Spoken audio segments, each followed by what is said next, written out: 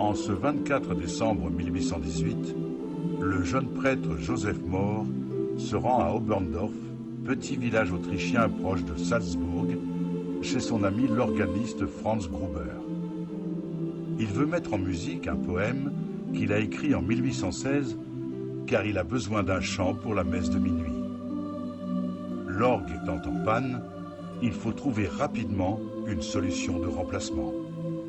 Ensemble, ils composent une bien belle mélodie célébrant la naissance de Jésus, Stille Nacht, Heilige Nacht.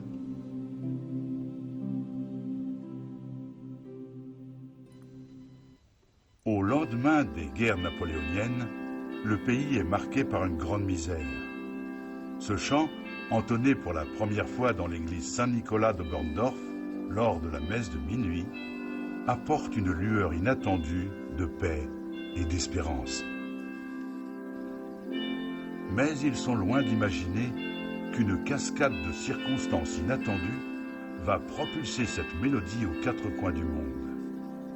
Elle va être traduite en de très nombreuses langues et dialectes et chantée par des milliers de gens dans de petites églises ou de grandes cathédrales les soirs de Noël.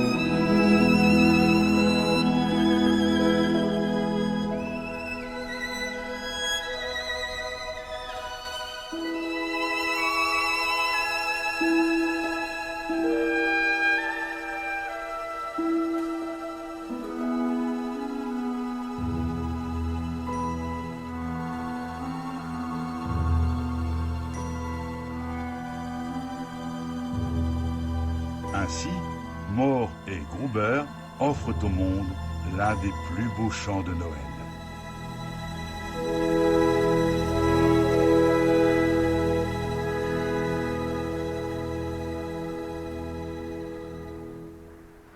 Un siècle plus tard, durant la Première Guerre mondiale, Douce Nuit est à l'origine d'une étonnante trêve de Noël. Le 24 décembre 1914, dans l'horreur des tranchées, soudain, les armes se taisent.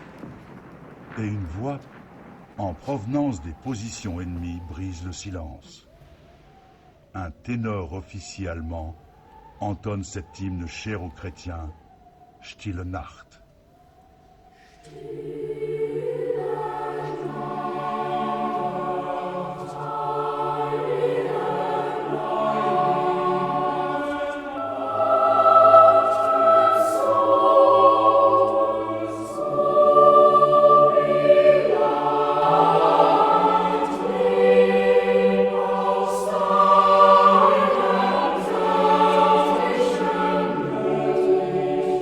Le miracle de cette chanson réside peut-être dans son puissant message de paix, qui va traverser les frontières pour conquérir le cœur des hommes.